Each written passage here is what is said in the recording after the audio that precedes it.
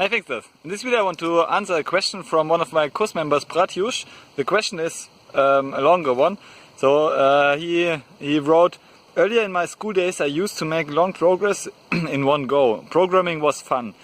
But now as I'm getting back I have to think about the program a lot, and it takes 2 to 3 times or attempts for a small program to execute successfully. My problem solving mind is awakening, but I want to accelerate its pace. What advice do you have? And so it's a good question of my student Pratyush. He basically wants to improve efficiency of learning, and thinking about learning efficiency is a very I think a very smart move to do, because consuming any learning material is like effective. It will lead you towards your goal of knowing enough to use it in the real world, but some methods are faster than other methods. Yeah, some methods are, for example, scientifically proven to produce and generate faster results and lead to better long-term retention of the learned material. Other methods are inferior to those. So yeah, I just want to repeat what I'm always preaching.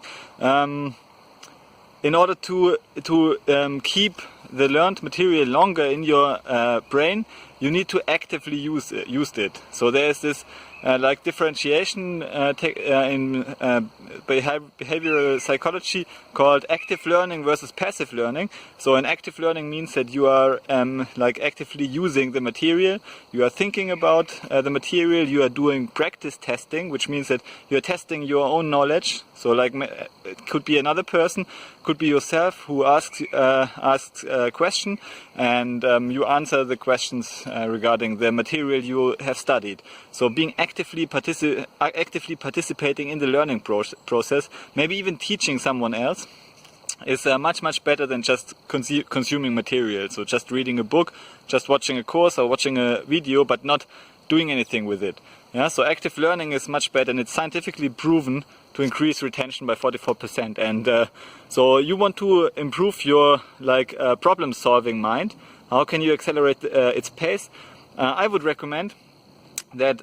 So first of all, the best problems to solve are the real-world problems. So therefore, you should invest 70% of your learning time not actually learning, not consuming material, but producing stuff, solving real problems of real clients, or real your own problems. You have thought about them, because these problems, toy problems are always inferior to real problems, because real problems will just will contain everything you need to create results in the real world as well. Yeah, because just the characteristics of the problems are different. So toy problems are usually clean, isolated, focusing on a single concept, like my code puzzles, for example, the Python puzzles. In this course also there are a lot of Python puzzles, so you can solve them, and 30% of your time you should actually solve them. The fact that they are isolated and clean means that you can really increase your potential by studying this, by focusing on the theory part. Like 30% of your time is not on practical projects, but is on theoretical projects. So in this time you try to increase your upper threshold, and in the practice projects you try to approach your upper threshold or your potential. Yeah. So this is the idea. So constantly increasing your threshold by doing theory, and then using practice to get as close as possible to your upper threshold.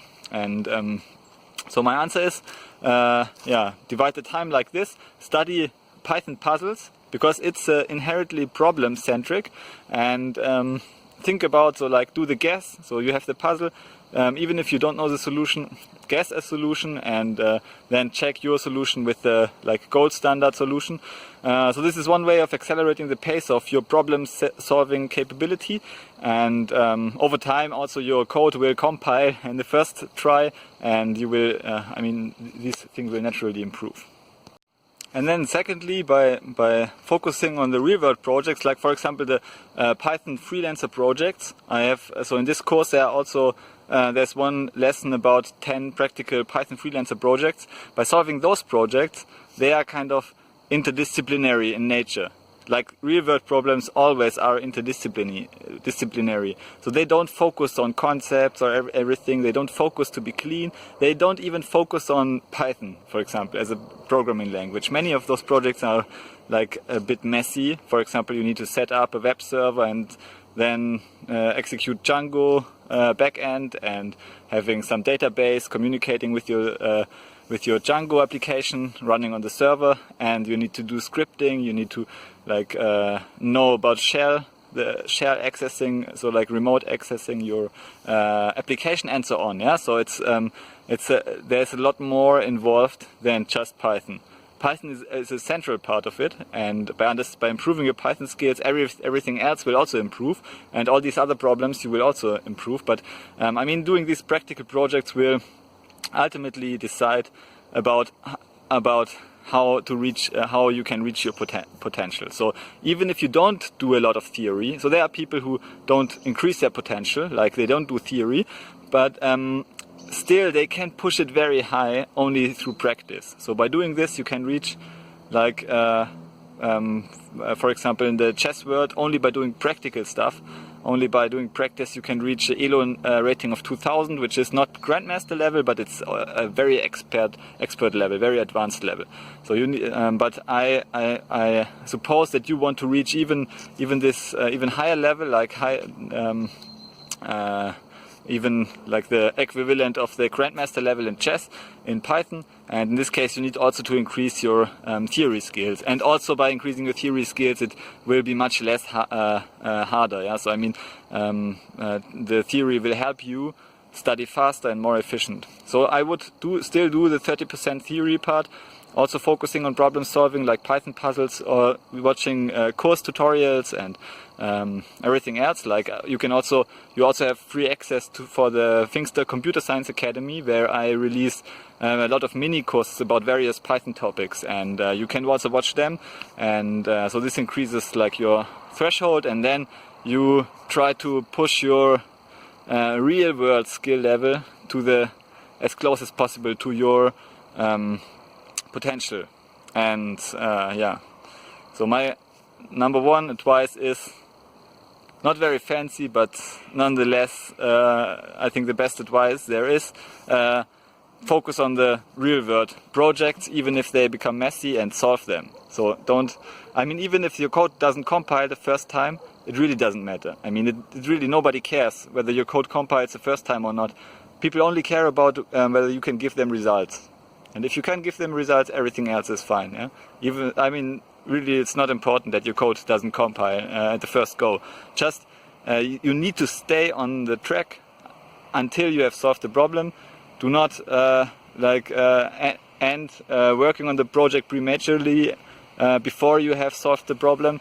But yeah, just stay on it, stay on course, solve the project completely, and then over time your problem solving capabilities will explode in comparison to others. Okay, see you in the next video. Bye.